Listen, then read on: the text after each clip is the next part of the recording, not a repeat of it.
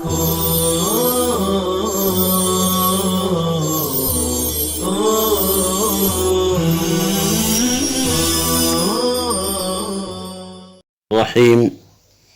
باب تعجیل الصلاۃ، یہ باب ہے نمازوں کو جلدی پڑھنے کے بیان میں۔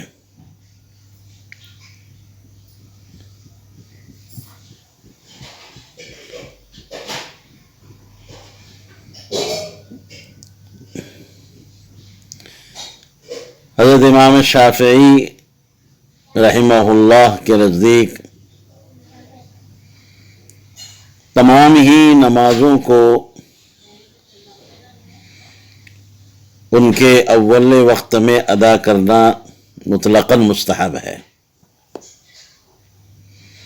جبکہ حضرت امام ابو حنیفہ رحمۃ اللہ علیہ کے نزدیک قدر تفصیل ہے۔ حضرت کا فرمانا یہ ہے کہ موسم سرما میں تو ظہر کی نماز اول وقت میں پڑھنا چاہیے،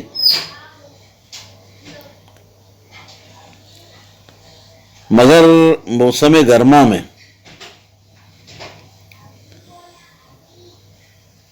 کیونکہ گرمی ہوتی ہے اور اس میں ایسے موقع پر نماز کا ادا کرنا مصلیوں کے لیے دشواری کا باعث ہوتا ہے، اس لیے ابراد ظہر کا حکم ہے، نماز کو تھوڑا مؤخر کر کے ٹھنڈے وقت میں پڑھا جائے۔ لیکن اس کا یہ مطلب ہرگز نہیں ہے کہ وقت نکل جاوے، وقت ہی میں پڑھنا ہے، لیکن کچھ مؤخر کر کے کچھ جو ہے ٹھنڈا پن، سورج کی تپش میں کمی آ جائے۔ اسی طرح جناب عالی فجر کی جو نماز ہے یہ تو ہر موسم میں، سرما ہو گرما ہو بارش ہو، اس کو جو ہے اجالے میں پڑھنا چاہیے۔ اور رہی نماز عشاء تو اس کو تاخیر کے ساتھ پڑھنا چاہیے۔ عصر کی نماز میں بھی تاخیر کر کے پڑھنا چاہیے، مگر اتنی تاخیر نہ ہو کہ آفتاب میں تغیر آ جائے۔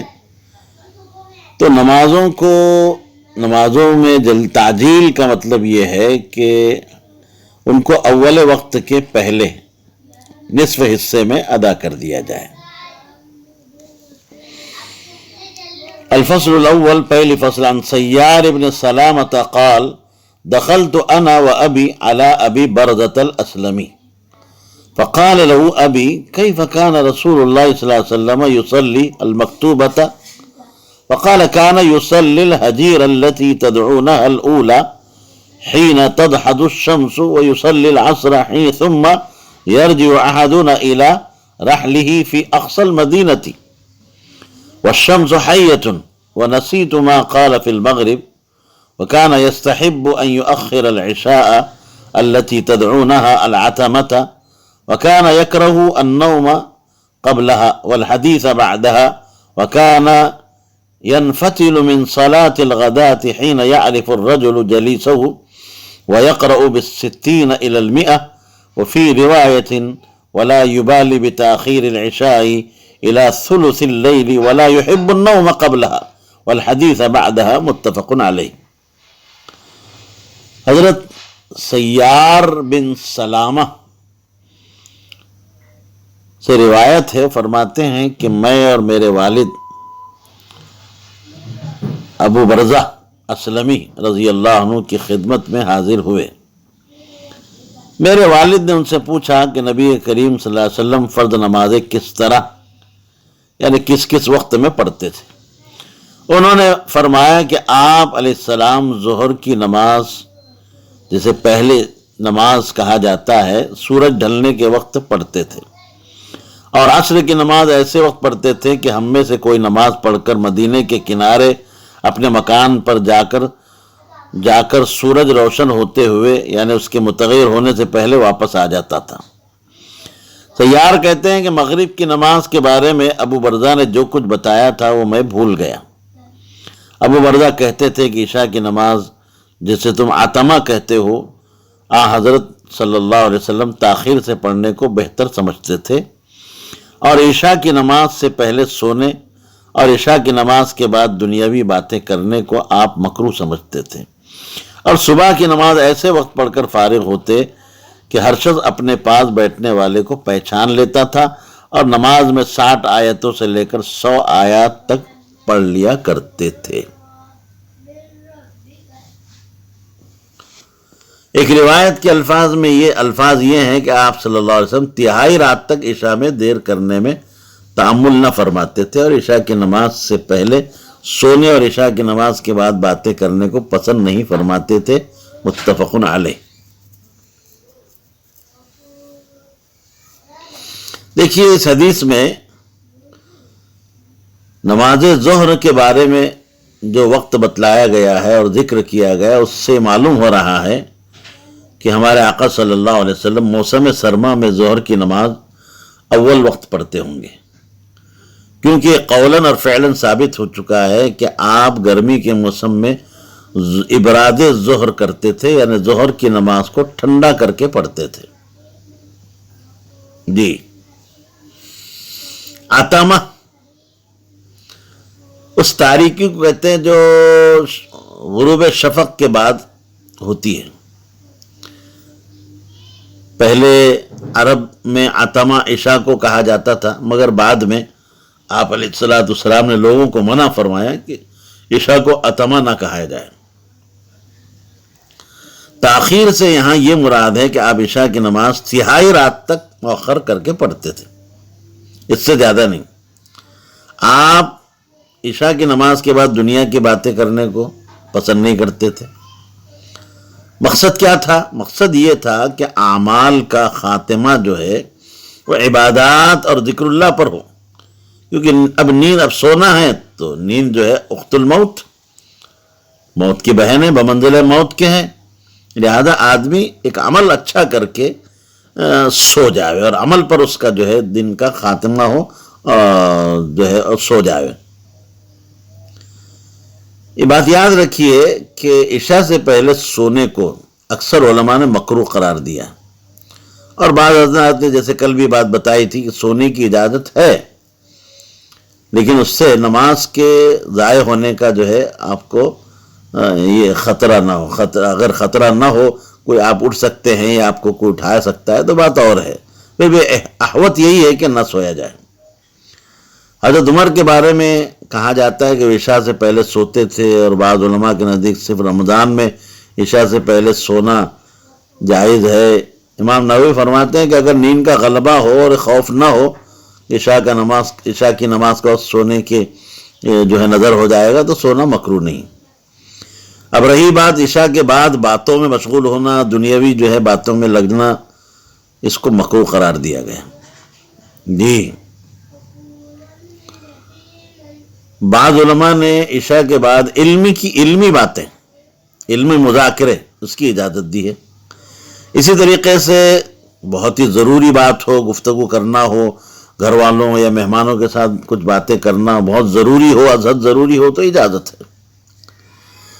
ہمارے شیخ عبدالحق محدث دہلوی رحمۃ اللہ علیہ کا اس سلسلے میں یہ ارشاد ہے کہ دونوں چیزیں جائز ہے، یعنی اگر کوئی شخص عشاء کی نماز سے پہلے سستی اور کاہلی کو دور کرنے اور نشاط اور تازگی حاصل کرنے کے لیے سونا چاہے تو بالکل سو سکتا ہے۔ اسی طرح عشاء کی نماز کے بعد ایسی باتیں کرنا جو ضروری ہوں، بے معنی نہ ہو، لغو لعب نہ ہو تو جائز ہے۔ جی، دیکھیے ابراد بالظہر، نماز ظہر کو امام ابو حنیفہ رحمۃ اللہ علیہ کے نزدیک جو ہے یہ ہے کہ ظہر کو نماز کو موسم گرما میں کچھ تاخیر سے پڑھا جائے، ٹھنڈے وقت میں پڑھا جائے۔ جی، امام شافعی رحمۃ اللہ علیہ کے نزدیک یہ 4 شرطوں کے ساتھ مشروط ہے۔ ایک تو یہ ہے کہ شدید گرمی ہو، دوسری شرط یہ ہے کہ ملک بھی جو ہے گرم ہو، اور تیسری شرط یہ ہے کہ نماز باجماعت ادا کرنا ہو، اور چوتھی شرط یہ ہے کہ لوگ دور دراز سے آتے ہوں۔ تو پھر ایسی صورت میں تاخیر کر کے ابراد کرنا یہ افضل ہے، ورنہ اگر یہ ایسی شرطیں نہ ہو تو پھر تعجیل ان کے ہاں افضل ہے۔ اکثر مالکیہ کا بھی یہی کہنا ہے، اور امام احمد رحمۃ اللہ علیہ کا بھی ایک قول ایسا ہی ہے۔ جی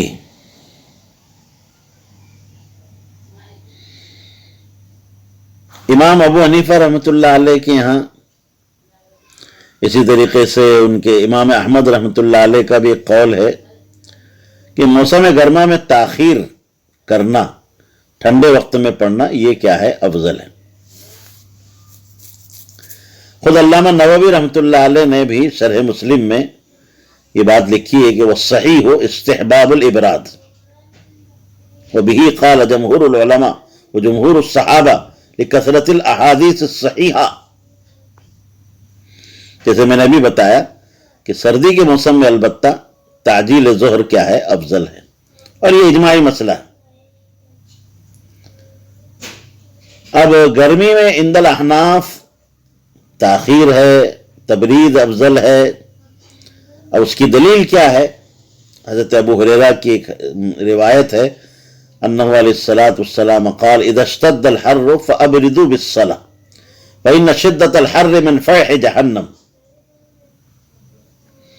اور بھی روایت حضرت ابو ہریرہ ہی سے مروی ہے کہ ان هذا الحر من فیح جہنم فابردوا بالصلاۃ۔ حضرت ابو ذر سے ایک روایت مروی ہے کہ اراد مؤذن النبی ان یؤذن بالظہر فقال النبی صلی اللہ علیہ وسلم ابرد ابرد انتظر انتظر ان شدت الحر من فیح جہنم۔ دیکھیے بہت ساری روایات ہے جس سے یہ بات کیا ہو رہی ہے، تاخیر اور تبرید جو ہے ثابت ہو رہی ہے۔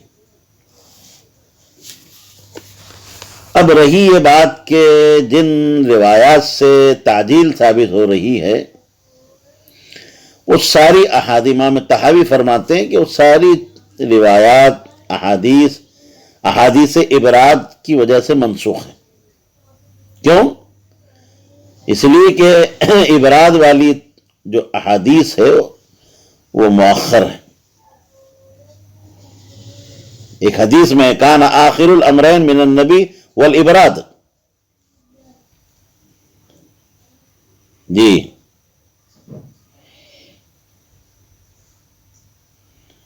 اور تعجیل کی جو احادیث ہیں، حدیث سے صرف جواز تعجیل ثابت کرنا مقصود ہے، افضل جو ہے وہ تاخیر ہی ہے۔ جی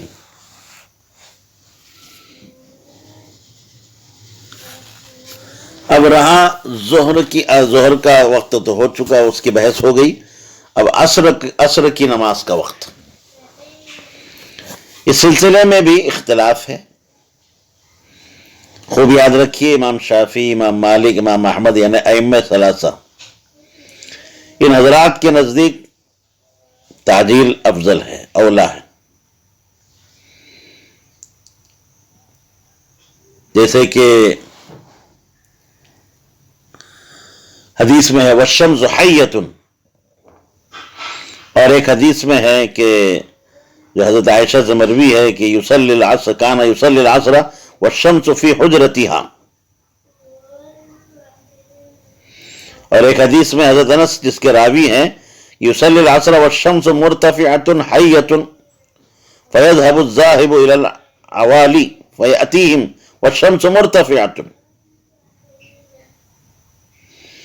بہرحال یہ سب احادیث جو ہے جو تعجیل عصر پر کیا کر رہی ہیں، دلالت کر رہی ہیں، اور یہ ائمہ ثلاثہ، یہ حدیث جو ہے ائمہ ثلاثہ کا مستدل ہے۔ اور وہ اس قسم کی احادیث سے استدلال کرتے ہیں۔ امام ابو حنیفہ رحمۃ اللہ علیہ کے نزدیک عصر کی نماز میں تاخیر ہے، لیکن اس کی ایک حد ہے۔ اتنی تاخیر مستحب ہے کہ آفتاب میں تغیر نہ آئے، اس سے پہلے پہلے نماز کیا کی جائے، پڑھ لی جائے۔ حدیث میں ہے، حضرت ام سلمہ رضی اللہ تعالیٰ عنہ فرماتی کہ انہا قالت کان النبی صلی اللہ علیہ وسلم اشد تعجیلا للظہر منکم وانتم اشد تعجیلا للعصر منہ۔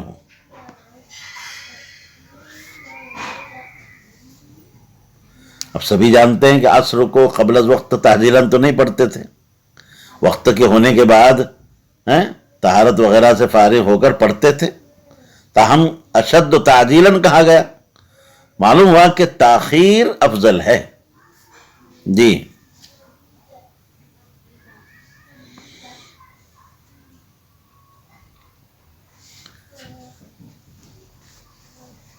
اب یہ ان بزرگوں نے جو اپنے استدلال میں جو احادیث پیش کی ہے، امام طحاوی نے اس کا یہ جواب دیا ہے کہ حجرہ عائشہ کی جو دیوار تھی وہ بہت بلند نہیں تھی، پست تھی، آفتاب کی روشنی غروب کے قریب تک جو ہے حجرے کے اندر رہتی تھی، اس سے تعجیل ثابت نہیں ہوتی، بلکہ یہ تو تاخیر پر دلالت کر رہی ہے۔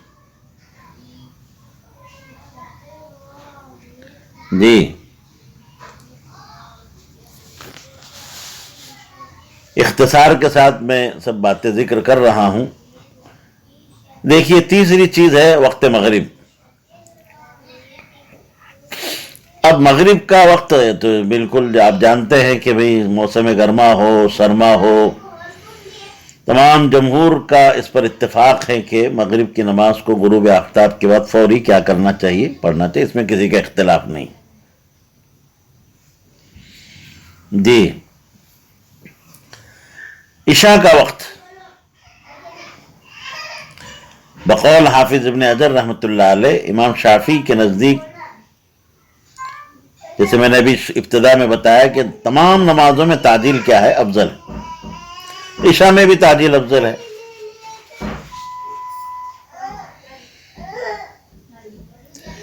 امام مالک، امام احمد کے نزدیک تاخیر ثلث لیل تک تاخیر، عشاء کی تاخیر کیا ہے، یہ افضل ہے۔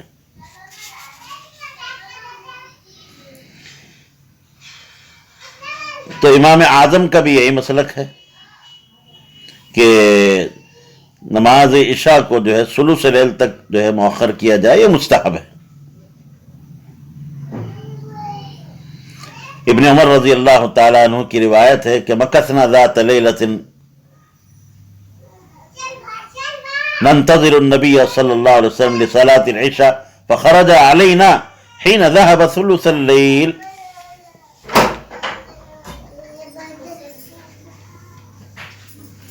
حضرت ابو ہریرہ کی ایک روایت ہے، لولا ان اشق علی امتی لامرتهم ان یؤخر العشاء الى ثلث اللیل۔ جی، بہرحال اس قسم کی احادیث سے عشاء کی نماز کو ثلث لیل تک مؤخر کرنے کے استحباب کا جو ہے معلوم ہو رہا ہے۔ جی،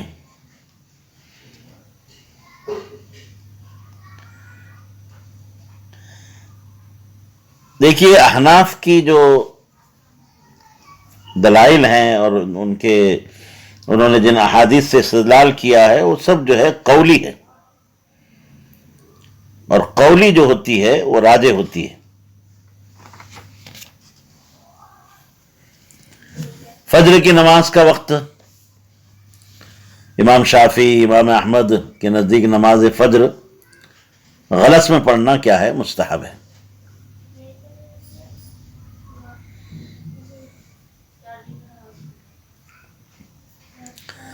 حضرت عائشہ رضی اللہ تعالی عنہا سے مروی ایک حدیث ہے کہ کان النبی صلی اللہ علیہ وسلم یصلی الصبح فتنصرف النساء متلفعات بمروطهن ما يعرفن من الغلس۔